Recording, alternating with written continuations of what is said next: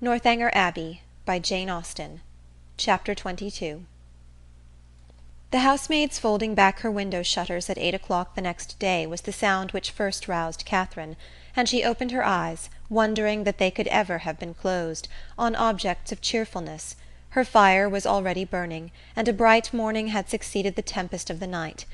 Instantaneously, with the consciousness of existence, returned her recollection of the manuscript, and springing from the bed in the very moment of the maid's going away, she eagerly collected every scattered sheet which had burst from the roll on its falling to the ground, and flew back to enjoy the luxury of their perusal on her pillow. She now plainly saw that she must not expect a manuscript of equal length with the generality of what she had shuddered over in books, for the roll, seeming to consist entirely of small disjointed sheets, was altogether but of trifling size, and much less than she had supposed it to be at first. Her greedy eye glanced rapidly over a page. She started at its import. Could it be possible, or did not her senses play her false? An inventory of linen, in coarse and modern characters, seemed all that was before her. If the evidence of sight might be trusted, she held a washing bill in her hand. She seized another sheet, and saw the same articles with little variation. A third, a fourth, and fifth presented nothing new. Shirts, stockings, cravats, and waistcoats faced her in each. Two others, penned by the same hand, marked an expenditure scarcely more interesting, in letters, hair-powder, shoestring, and breeches-ball; and the larger sheet, which had enclosed the rest, seemed by its first cramped line to poultice chestnut mare, a farrier's bill. Such was the collection of papers, left perhaps, as she could then suppose, by the negligence of a servant in the place whence she had taken them, which had filled her with expectation and alarm, and robbed her of half her night's rest. She felt humbled to the dust. Could not the adventure of the chest have taught her wisdom? A corner of it, catching her eye as she lay, seemed to rise up in judgment against her. Nothing could now be clearer than the absurdity of her recent fancies. To suppose that a manuscript of many generations back could have remained undiscovered in a room such as that, so modern, so habitable; or that she should be the first to possess the skill of unlocking a cabinet, the key of which was open to all. How could she have so imposed on herself? Heaven forbid that Henry Tilney should ever know her folly. And it was in a great measure his own doing, for had not the cabinet appeared so exactly to agree with his description of her adventures, she should never have felt the smallest curiosity about it. This was the only comfort that occurred.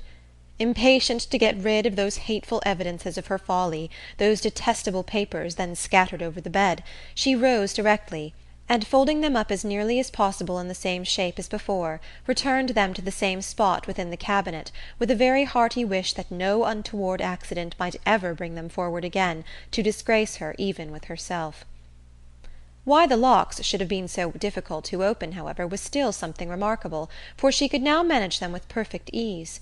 In this there was surely something mysterious, and she indulged in the flattering suggestion for half a minute, till the possibility of the door's having been at first unlocked, and of being herself its fastener, darted into her head, and cost her another blush. She got away as soon as she could from a room in which her conduct produced such unpleasant reflections, and found her way with all speed to the breakfast-parlour, as it had been pointed out to her by Miss Tilney the evening before. Henry was alone in it, and his immediate hope of her having been undisturbed by the tempest, with an arch reference to the character of the building they inhabited, was rather distressing. For the world would she not have her weakness suspected, and yet, unequal to an absolute falsehood, was constrained to acknowledge that the wind had kept her awake a little. "But we have had a charming morning after it," she added, desiring to get rid of the subject, "and storms and sleeplessness are nothing when they are over. What beautiful hyacinths! I have just learnt to love a hyacinth." "And how might you learn? By accident or argument?" "Your sister taught me. I cannot tell how. Mrs. Allen used to take pains, year after year, to make me like them, but I never could, till I saw them the other day in Milsom Street. I am naturally indifferent about flowers." "But now you love a hyacinth. So much the better. You have gained a new source of enjoyment, and it is well to have as many holds upon happiness as possible. Besides, a taste for flowers is always desirable in your sex, as a means of getting you out of doors, and tempting you to more frequent exercise than you would otherwise take. And though the love of a hyacinth may be rather domestic, Who can tell, the sentiment once raised, but you may in time come to love a rose? But I do not want any such pursuit to get me out of doors.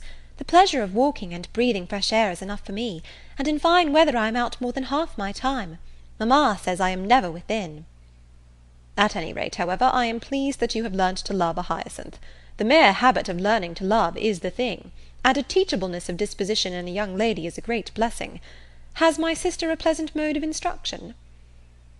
Catherine was saved the embarrassment of attempting an answer by the entrance of the General, whose smiling compliments announced a happy state of mind, but whose gentle hint of sympathetic early rising did not advance her composure. The elegance of the breakfast set forced itself on Catherine's notice when they were seated at table, and lucidly it had been the General's choice. He was enchanted by her approbation of his taste, confessed it to be neat and simple, thought it right to encourage the manufacture of his country, and for his part, to his uncritical palate, the tea was as well flavoured from the clay of Staffordshire as from that of Dresden or Save. But this was quite an old set, purchased 2 years ago. The manufacture was much improved since that time. He had seen some beautiful specimens when last in town, and had he not been perfectly without vanity of that kind, might have been tempted to order a new set. He trusted, however, that an opportunity might ere long occur of selecting one, though not for himself. Catherine was probably the only one of the party who did not understand him.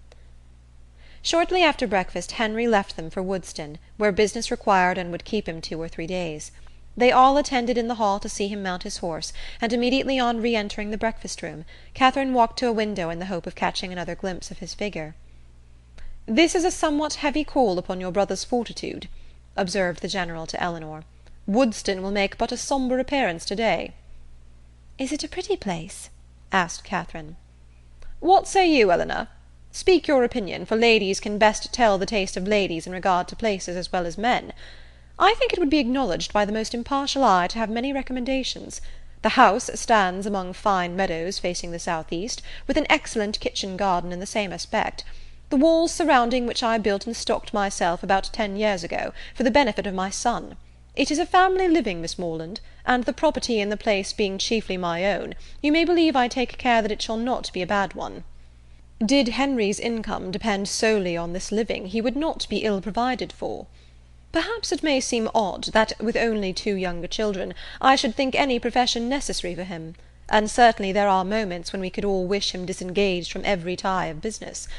But though I may not exactly make converts of you young ladies, I am sure your father, Miss Morland, would agree with me in thinking it expedient to give every young man some employment. The money is nothing, it is not an object, but employment is the thing. Even Frederick, my eldest son, you see, who will perhaps inherit as considerable a landed property as any private man in the county, has his profession." The imposing effect of this last argument was equal to his wishes. The silence of the lady proved it to be unanswerable. Something had been said the evening before of her being shown over the house, and he now offered himself as her conductor, and though Catherine had hoped to explore it accompanied only by his daughter, it was a proposal of too much happiness in itself, under any circumstances, not to be gladly accepted, for she had been already 18 hours in the Abbey, and had seen only a few of its rooms. The netting-box, just leisurely drawn forth, was closed with joyful haste, and she was ready to attend him in a moment. And when they had gone over the house, he promised himself, moreover, the pleasure of accompanying her into the shrubberies and garden. She curtsied her acquiescence. But perhaps it might be more agreeable to her to make those her first object. The weather was at present favourable, and at this time of year the uncertainty was very great of its continuing so. Which would she prefer? He was equally at her service. Which did his daughter think would most accord with her fair friend's wishes? But he thought he could discern. Yes, he certainly read in Miss Morland's eyes a judicious desire of making use of the present smiling weather. But when did she judge amiss? The Abbey would be always safe and dry. He yielded implicitly, and would fetch his hat and attend them in a moment. He left the room, and Catherine, with a disappointed, anxious face, began to speak of her unwillingness that he should be taking them out of doors against his own inclination, under a mistaken idea of pleasing her. But she was stopped by Miss Tilney's saying, with a little confusion, "I believe it will be wisest to take the morning while it is so fine. And do not be uneasy on my father's account. He always walks out at this time of day." Catherine did not exactly know how this was to be understood. Why was Miss Tilney embarrassed? Could there be any unwillingness on the General's side to show her over the Abbey? The proposal was his own. And was it not odd that he should always take his walk so early? Neither her father nor Mr. Allen did so. It was certainly very provoking.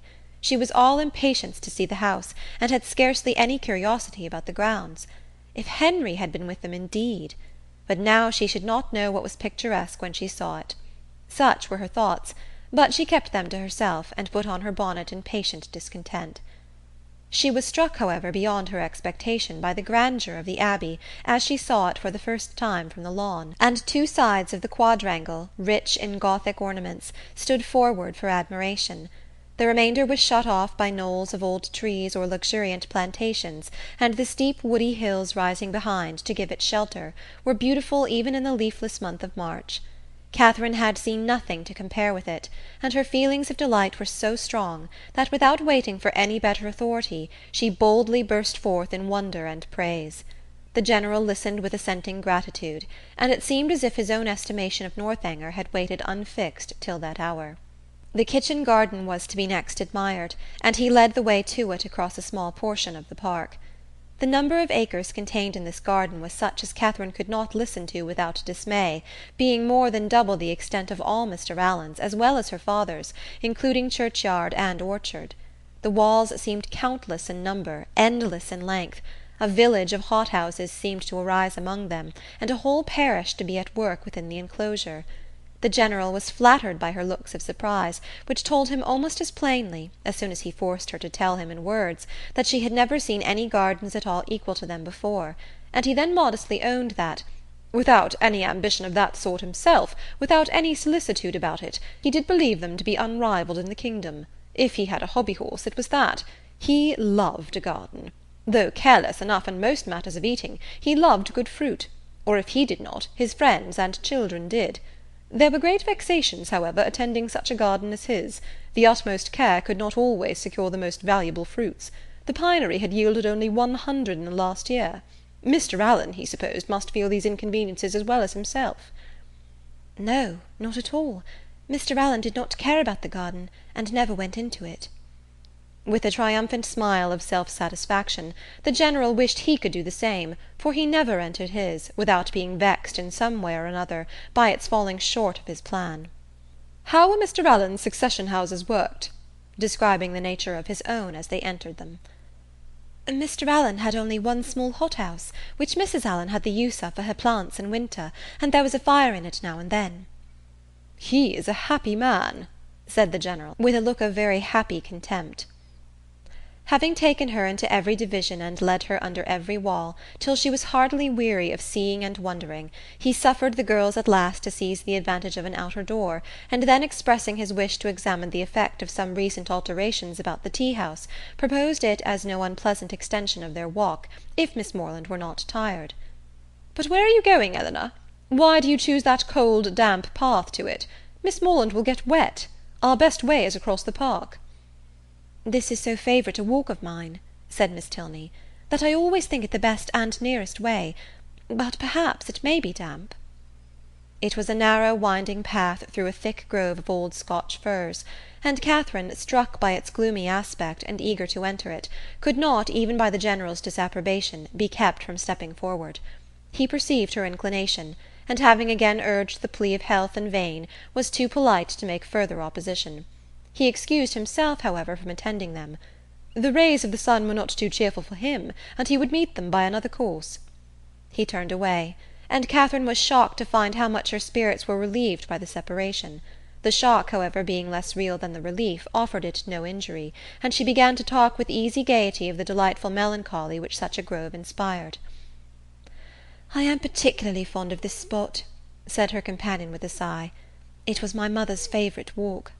Catherine had never heard Mrs. Tilney mentioned in the family before, and the interest excited by this tender remembrance showed itself directly in her altered countenance, and in the attentive pause with which she waited for something more. "I used to walk here so often with her," added Elinor, "though I never loved it then as I have loved it since. At that time, indeed, I used to wonder at her choice, but her memory endears it now."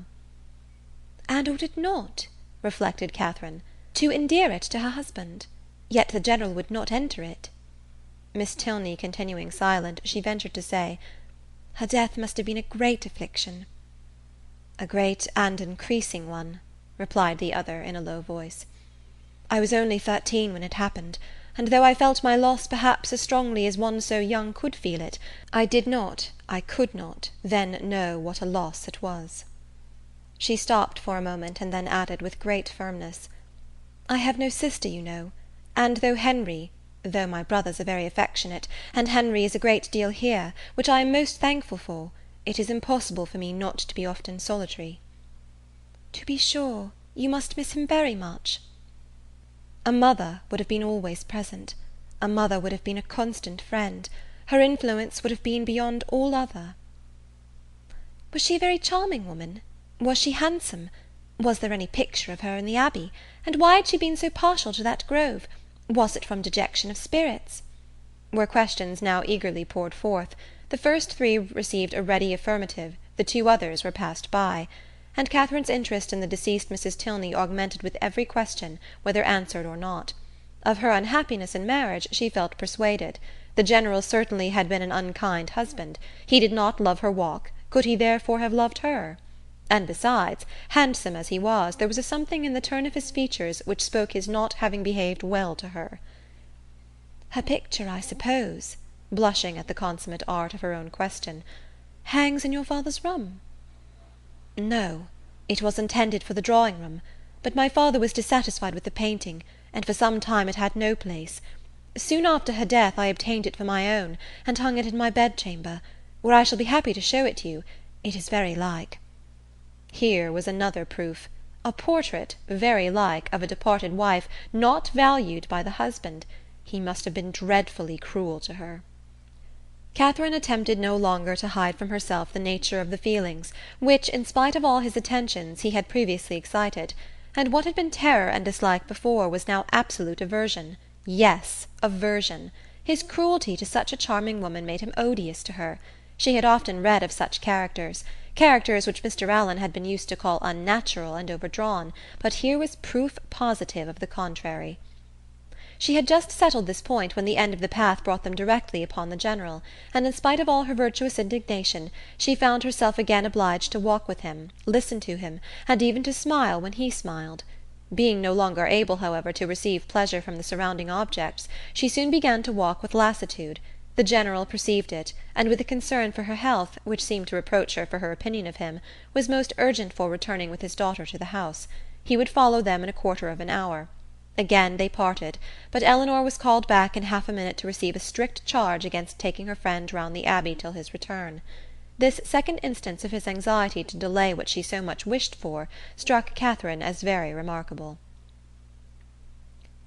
Chapter 22